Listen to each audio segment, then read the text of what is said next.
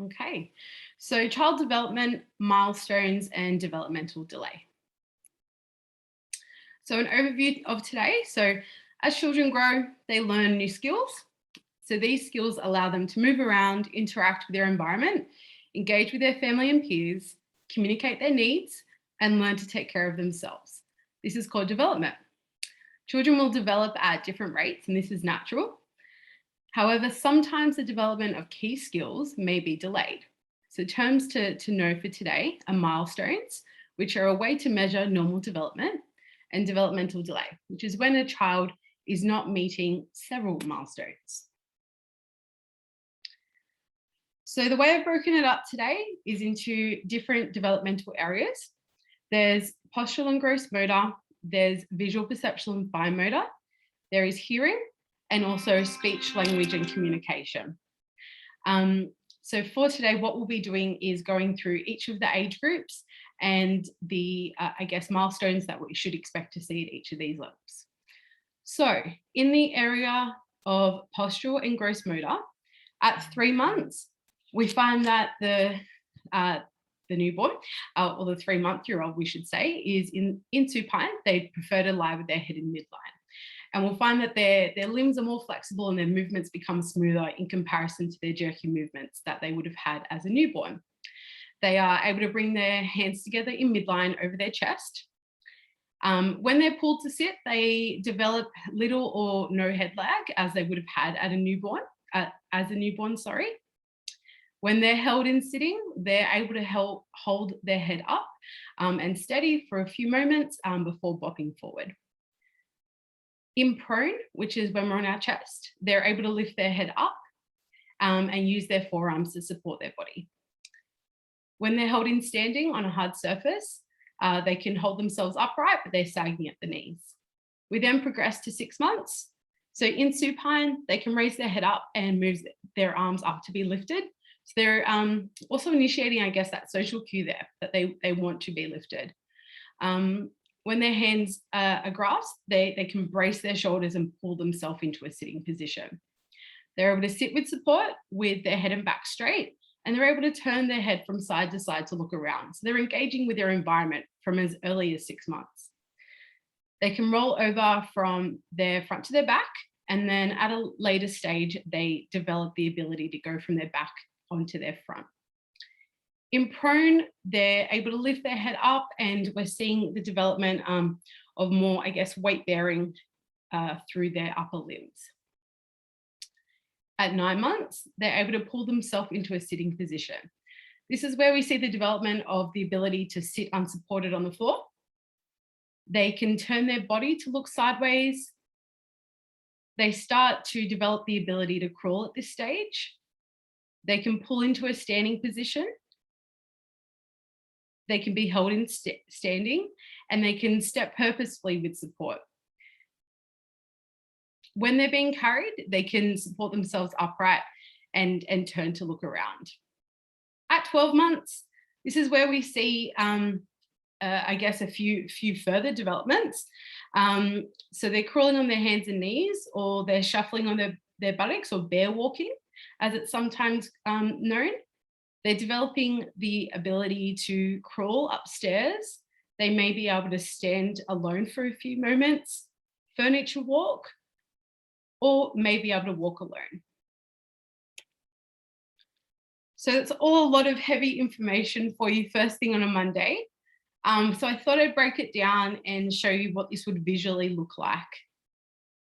Okay, so at 3 months, we can see that they can be pulled to sit and held sitting with their back curved. And then they're developing into 6 months, they can pull themselves into that sitting position. At 9 months, they're sitting on the floor unsupported. And then we see the progression of the others as well. Do apologise, it's a very content heavy subject to start our Monday. But there is a lot of information to go through, so I think it's quite important that we specify each individual milestone here. So again, at 3 months for visual, perceptual and fine motor. So we'll find that the 3-month-old is visually very alert. and they're very preoccupied by people in their environment. So they're engaging with their environment as early as 3 months, and they're moving their head around to engage with what's happening. So they're following adult movements that are within their immediate visual field. They're able to follow toys in front of their face. In supine, they're able to watch the movements of their own hands, and this is where we see that curiosity develop.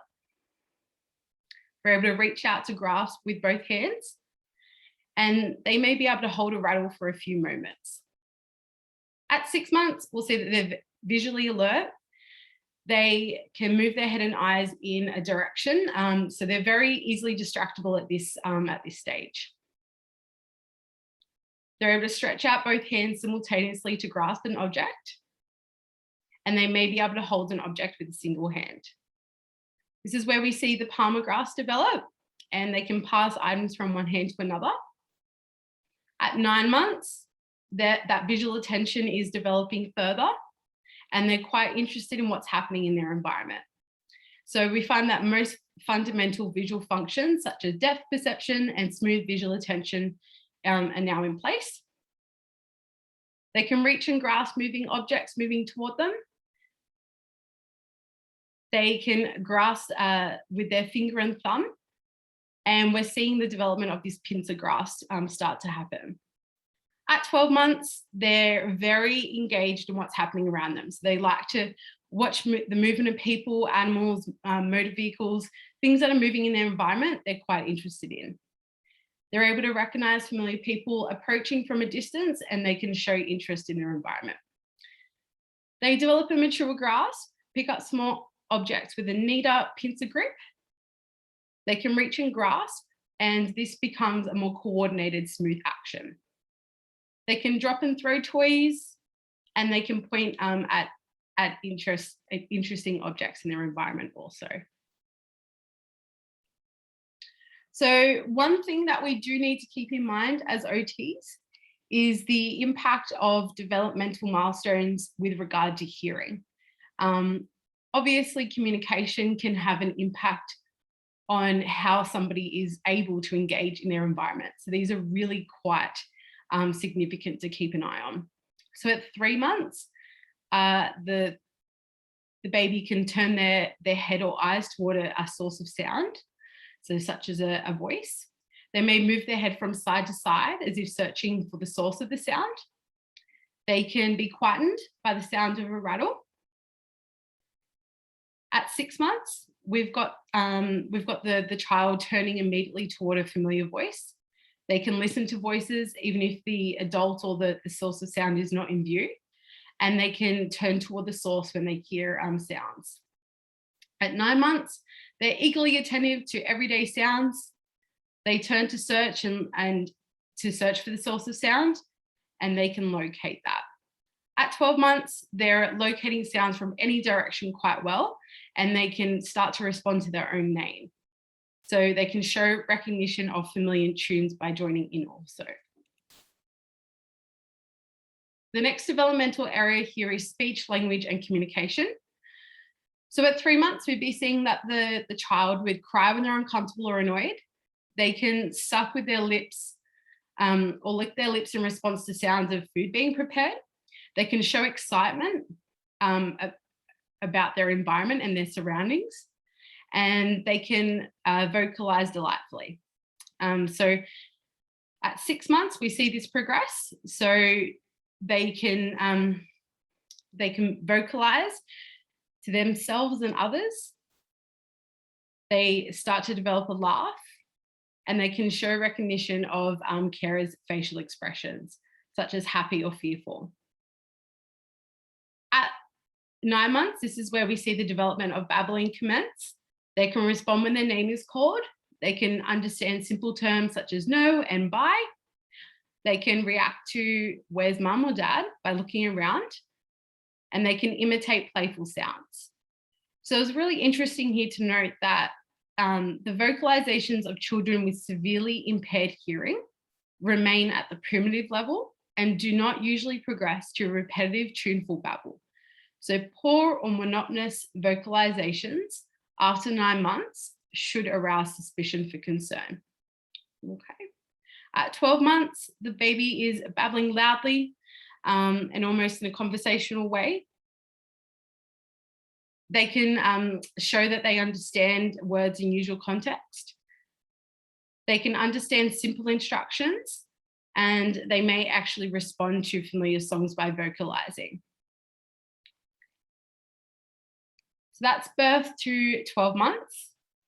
The next category we have here is 12 months to 2 years.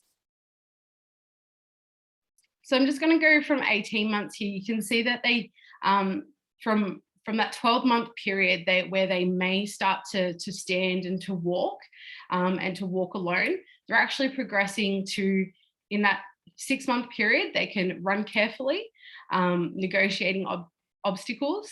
They can carry large objects while walking.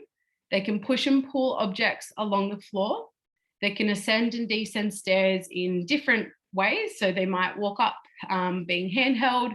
They might bump down on their bottom. They can climb into an adult chair, turn around and sit up. They can kneel upright on flat surfaces without any support, and they can begin to squat to pick up toys from the ground.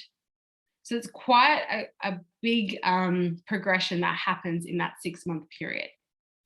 At 2 years, we see them be able to change direction smoothly when walking, and they can step over small objects. They can run safely over longer distances and can navigate obstacles, and they can start and stop safely. They can also push and pull large wheeled toys with ease and usually able to walk backwards, pulling the handle. So they can walk upstairs and downstairs holding onto a rail or a wall, and we usually find that it's 2 feet to a step. And they can climb on furniture to look out a window or open a door and can get themselves down again.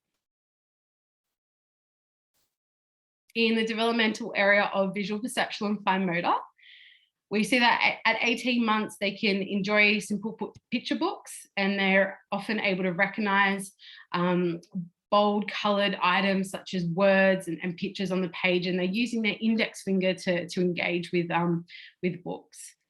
They can hold a pencil in their hand with a pronated grip.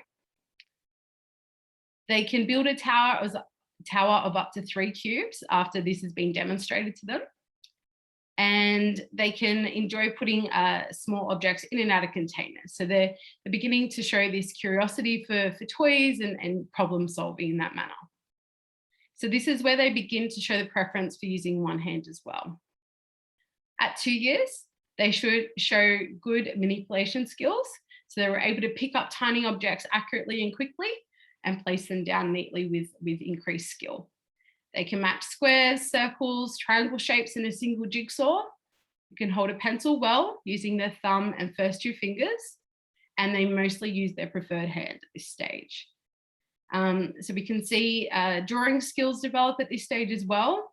They're building a tower of up to 7 cubes, and they can enjoy picture books. So in the developmental area of speech, language, and communication, we see here at 18 months, there's a progression to chatter, usually to themselves during play. They can listen and respond to spoken communications that is addressed directly to them. They're able to use between 6 and 20 recognizable words and understand many more than this. They can echo prominent or the last word in a short sentence that is said to them. They can demand a desired object by pointing to this and accompanying it with a vocalization of a single word. They start to join in on nursery rhymes, and they can obey simple instructions. At 2 years, this progresses to the use of 50 or more recognizable words appropriately, and they can understand many more. They can put 2 or more words together to form simple sentences. They can attend to communication that is addressed to them. Echolalia begins at this time. They're constantly asking the names of objects and people, so they've got this really significant curiosity about their environment at this stage. They can identify their hair, hand, feet, nose, and other features on their body, and they can carry out simple instructions. We see this progress at 2.5 to 3 years. So in the developmental area of postural and motor control, we can see at 2.5 years that the child can run well and climb stairs. We see that they can push and pull large toys and objects more skillfully, and they can navigate around obstacles. They can jump with 2 feet together from a low step, and they can stand on their tippy toes if shown. They can throw a ball with their hands, and they can kick a large ball. At 3 years, this progresses to being able to walk upstairs alone, and they can alternate, so 1 foot to each step, so more adult-like at this stage. They can climb simple play equipment. They can turn around obstacles and corners while running. They can recognize the size and movements of their own body in relation to external objects in space. So it's that spatial awareness that we often look at as an OT as well. They develop the skills to ride a tricycle using pedals, and they can steer it around wide corners, can stand and walk on their tippy toes. They can sit with their feet crossed at the ankles and can throw a ball overhand and catch a large ball. They can also kick balls. So you can really see here with the progression in their development where a lot of our focus on therapy goals would come from. If children aren't meeting their milestones in this early intervention stage, we really have such a high ability to really influence optimal outcomes and I guess influence their development to a positive outcome there. In the area of visual perception and fine motor, so a 2.5-year-old can recognize details in a picture book and recognize themselves in a photograph. They can build towers of 7 or more cubes. They can insert square, circular, and triangle shapes in a jigsaw by recognizing the shape. And they can hold a pencil in their preferred hands with an improved tripod grasp. You can see at this stage too that they can draw I'm so sorry there. So they can imitate horizontal lines and circles and usually a T and V letter. So they're starting to draw very basically, and they can start to integrate the development of letters at this stage. So at 3 years, they're building a tower of 9 or 10 cubes. They're holding a pencil near the point in their preferred hand. They're copying circles and other shapes, and they can develop letters further here as well. They can draw a person with a head, and usually they may add 1 or 2 other features, so maybe eyes and mouth. They enjoy painting with a large brush, and they can cut with toy scissors. So it's a lot of the key OT skills in this area. Speech, language, and communication. So they can use 200 or more recognizable words at 2.5 years. They usually quite intelligible to familiar carers, so their carers can recognize what they're asking for. They know their full name. They can talk intelligibly to their self during play. They can continue to imitate phrases, which is echolalia. They can select pictures of action. So, for example, which one shows eating, they can recognize that. They can recognize family members. They may make frequent comments on objects of interest. And they're continually beginning to ask questions. So it's a lot of curiosity at this stage. At 3 years, their speech is modulating in loudness and range of pitch. So their larger vocabulary is intelligible even to strangers at this stage, but their speech still contains many immature sounds and substitutions. They're able to identify their full name, if they're a boy or girl, and sometimes their age, and they can commence the use of personal pronouns. Their curiosity continues at this stage. They're beginning to ask many questions. They can identify objects by function, so which one do we eat with, for example, and understands descriptive concepts such as big, wet, hot, and the same. They listen eagerly to stories, and they can count up to 10 at this stage as well. So this further develops at 4 years. So in the developmental area of posture, and gross motor, at 4 years, they can walk or run alone and climb up and down stairs, so 1 foot to a step in an adult fashion. They can navigate ambulation skillfully and turn around sharp corners, run, push, and pull. They can climb ladders and trees. They can stand, walk, and run on their tippy toes. They become more expert in their ability to ride a tricycle. They can stand on their own. They can stand on 1 foot for 3 to 5 seconds, and they may be able to hop. They can sit with their knees crossed, and they show increasing skills throughout ball games. In visual, perceptual, and fine motor, they can build towers of up to 10 cubes. They can build 3 steps with 6 cubes after demonstration. And I guess this is about problem solving here as well, with the use of cubes and how that accumulates over the ages. They can show finger opposition at this stage, so that coordination developing. Their use of a pencil grip improves, so it's a dynamic tripod grasp but with better control at this age. They can copy more letters. They can draw a person with increased features and recognizability there. They're beginning to name drawings before they produce them. So I'm going to draw a tree, for example, and they can identify their primary colors. So at 4 years in the developmental area of speech, language, and communication, they're more intelligible. They can show fewer immature sound substitutions. They understand some more abstract concepts, They can listen to longer stories and count by rote up to 20 or more. They can enjoy joking, and they know several nursery rhymes at this age. At 5 years, in the area of postural and gross motor, they can walk easily on a narrow line. They might run lightly on their toes. They can skillfully climb, slide, swing, dig, and do various stunts. They might be able to skip on alternate feet. They can stand on 1 foot for up to 10 seconds. They may be able to hop also. They might be able to move to music, although I don't know, because there are some 50-year-olds who still can't do this. They can grip strongly with either hand. They can bend and touch their toes without flexing their knees.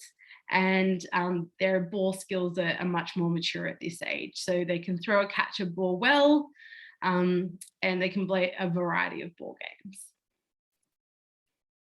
Okay, so moving along, we've got visual, perceptual, and fine motor. They can build elaborate models when shown. They show better control in writing and drawing with pencils.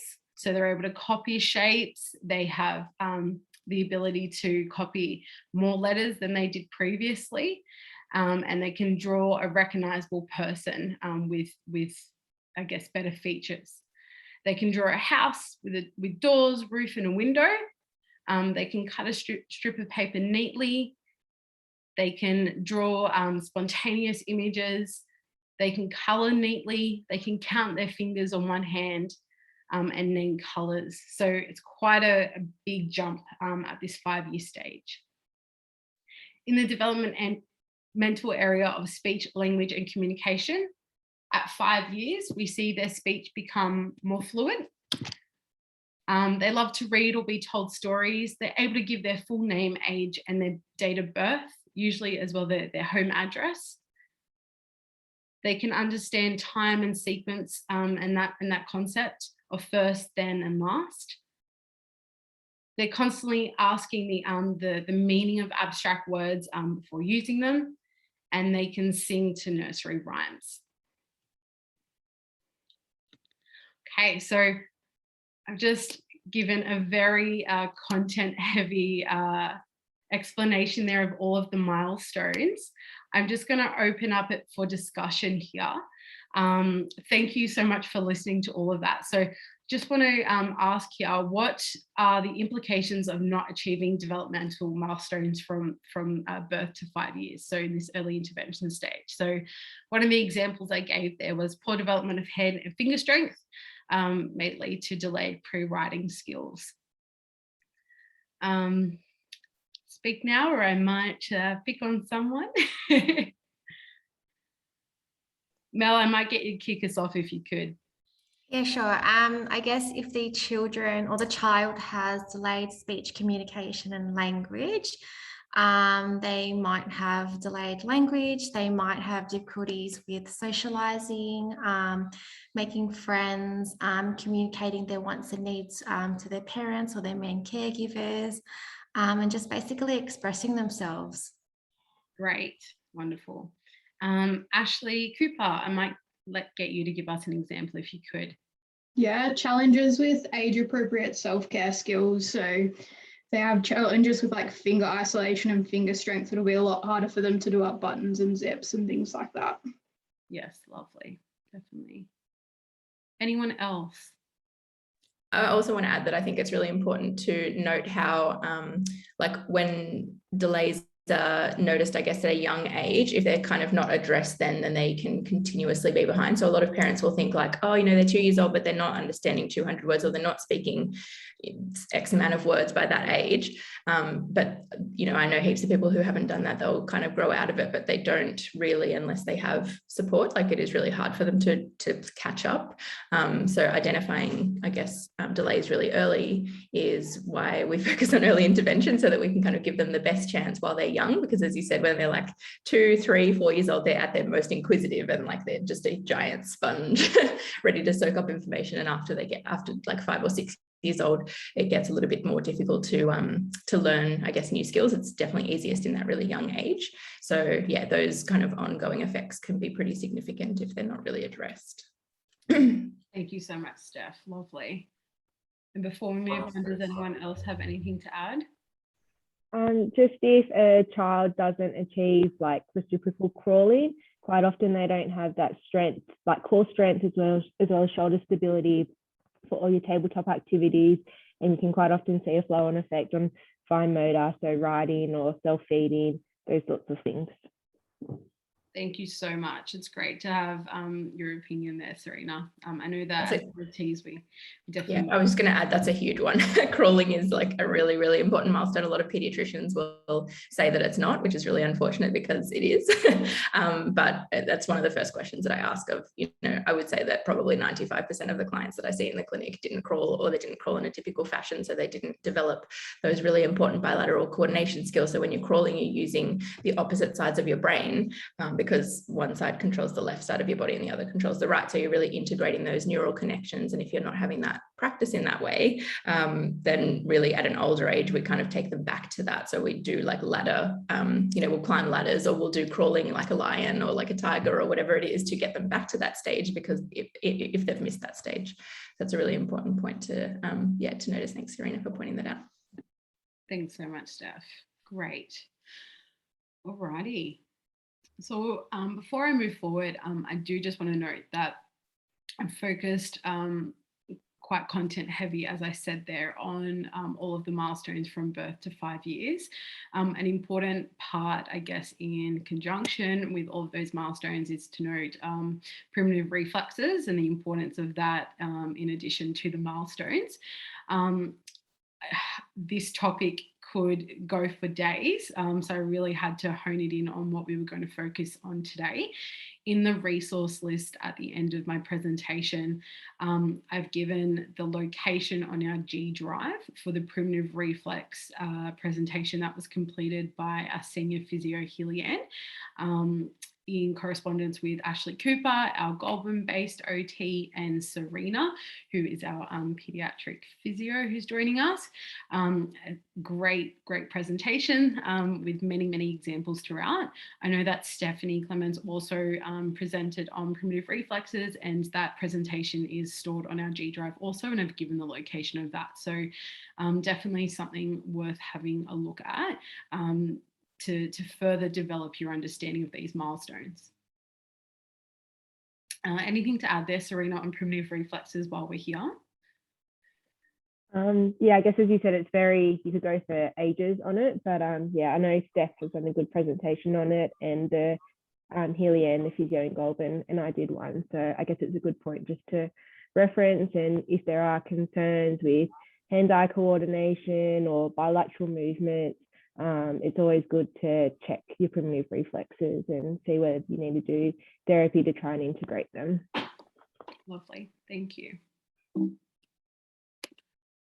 Okay, so understanding the process of child development. So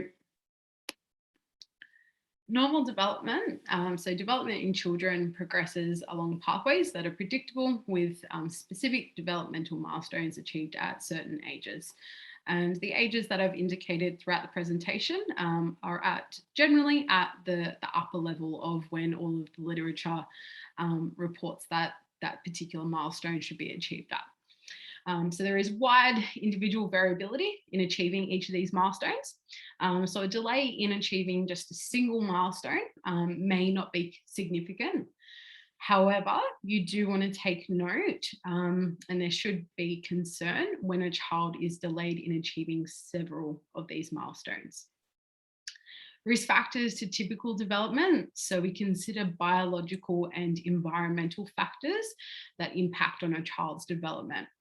So biological risk factors can include prematurity and low birth weight, injury at birth, vision and hearing impairment or chronic illness. And environmental risk factors can exist in the immediate family, such as low level of education, mental illness, social isolation, low socioeconomic status, such as poor housing and lack of access to services.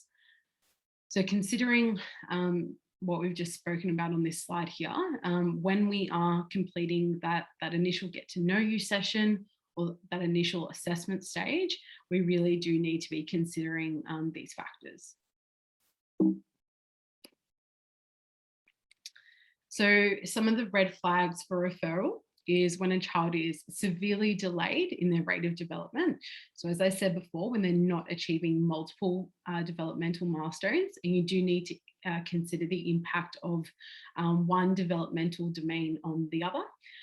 So for example, as Melissa was speaking about, the impact of not developing those communication skills at an early age and the impact it might have on their social skills, and then potentially their ability to engage in play and develop their gross motor skills. So lots of considerations there. Disordered developmental sequence. So a child who might be able to achieve standing, for example, however can't sit unattended, or whose language expression is better than their understanding of language. Developmental regression is something to consider here. So where the child is losing skills that they've previously acquired in one or more areas of their development. And just a concern on the basis of observation. So parents are going to be the best people to give you that concrete information about not just what developmental milestones a child may be missing, but specific observations about that and the how and why children are doing or demonstrating different behaviours and actions. When a child may have failed some screening tests, they demonstrate major risk factors, poor awareness of tasks in their environment. They're showing a slowness to complete particular tasks or poor interest or presence of associated behaviours when they're completing tasks.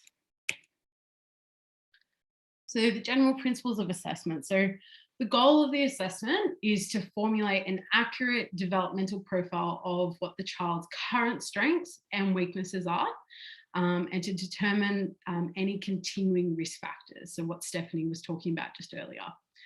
So following assessment, a detailed and individualized intervention plan can then be developed according to the needs of the child and their family. And I'm sure that everyone who's working in paediatric therapy at the moment can see this to be true.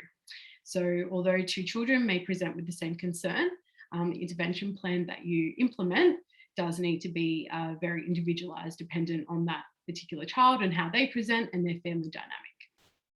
So at that assessment stage, you do need to be reviewing the child's history. So requesting information about the family history, their family and social environment, the pre, peri and postnatal history, children's current general health and a history of their illness, formal diagnoses or medication. So observation and assessment. So free play really provides such a rich source of insight into a child's developmental progress. So, you know, using age appropriate toys to set up, I guess, opportunities for engagement with the child and for the child to demonstrate how they may problem solve, for example, is going to give you a lot of information about where they're at. Repeating these kinds of observations in different settings may be required, so we don't just get an isolated observation. So they may perform much better in their home environment than in the clinic. So this is probably a very familiar presentation. It's crucial to look at not only what the child does, but how they do it. So again, where we're implementing those key skills as OTs and task breakdown. Where does the concern lie, and how does that guide our intervention plan? And also in this observation and assessment stage, we're using a range of structured assessments that are available for gathering normative developmental information in a standardized manner. And there are a whole range of standardized assessments, which we could go into again at length, but just one example of those is the Peabody, which Courtney will be going through at the end of today. I guess this all feeds into school readiness, which refers to whether a child is ready to make an easy and successful transition into school. So to be considered ready to start school, in addition to all of the academic skills that a child may require, a child also needs to have developed skills in these particular areas. So again, as we touched on before, self-care, so the ability to go to the toilet independently, opening their own lunchbox or unwrapping their sandwich. So we're looking at a lot of sensory skills in this area, a lot of fine motor, gross motor. As we all know, again, task breakdown, there's a lot of skills that enable a child to execute these self-care functions. Attention and concentration, so sitting and listening for appropriate lengths of time and following direction. The ability to demonstrate physical strength and endurance, so as Serena touched on before, being able to sit up in a chair for the whole school day and complete those tabletop activities. Emotional regulation, so being able to perceive the emotions of others and respond appropriately, understand and regulate their emotions. This is really key in all of those social interactions that we see very important in the early days of school. Language development, so the ability to comprehend what is spoken to them and respond in a way that can be understood. And demonstrating appropriate play and social skills, so interacting with their peers appropriately and following social norms at each of the age milestones. So some signs that a child may not be ready for school include not being toilet trained, struggling to follow directions with daily instruction. So for example, pick your toys up from the floor, come and sit at the table. Not being interested in sitting and listening to a story or looking at books, so very easily distractible there. Also, when a child may be easily frustrated when they're under a low level of pressure, just by following basic instructions or not being able to complete a task. Not interacting well with peers of their own age. Social immaturity and demonstration of poor language skills, so not being able to understand others, or they may not be intelligible and be understood by people other than their parents. Why is this so important? It's really important. So it could lead, so if a child is not ready for school and they do transition into the school environment and they're not ready, because again, as Steph touched on before, because they're always trying to catch up per se, they may develop a dislike of school or learning for life. And I guess that's a really difficult, I guess, train of thought or pattern to interject. They may develop anxiety around attending school or learning. They may have poor academic outcomes as they're constantly behind their peers. Key example here, if they haven't got that finger strength, for example, and they don't develop the pre-writing skills, and then their handwriting is behind that of their peers.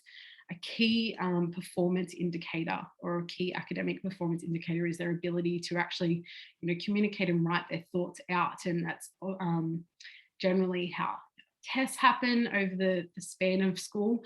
And if somebody can't perform well in that area, then it's going to have a major impact. They may face peer rejection or isolation if they're not socially ready for school. And they may have trouble following instructions from people of authority. So you can see the development of behavioural patterns as well. So how do we ensure that someone is ready for school? So having a look on our G Drive whilst I was putting this presentation together, I saw that there are many school readiness checklists that are already being implemented by each and every one of you in the paediatric field. So I just took this screen grab from one of them, and it's a good example of the kind of questions that we can be asking in each of those developmental areas. So this one that I've got here is fine motor and pre-writing skills. So some of the questions here are, can the child use their hands to manipulate clay into a ball, flatten into a pancake and make a worm? So we're looking at that finger manipulation, the hand strength to do that, problem solving skills to do that as well. Are they able to hold a pencil with a functional grasp? If this is not happening, if it's not a functional grasp, just off the top of my head here, some of the concerns that could happen is fatigue throughout handwriting, and then their ability to effectively execute that function of handwriting may be impacted. Are they able to use one hand consistently to hold a pencil? Can they automatically use their non-dominant hand to assist with tasks? And can they recognise their own first name? So by implementing some of this school readiness checklist, it's going to give you a really good baseline data to develop a profile on the child that you're working with, and from there implement, I guess, some formal observations and know, I guess, what sort of things to be looking for, and then that's going to guide your goal setting, your intervention, which Angela will talk about later today as well. So some of the resources that I have used, guys. So I've given you the location on our G Drive of those resources. And that is all. Alrighty. Thank you for bearing with me. I'm just going to stop the recording there.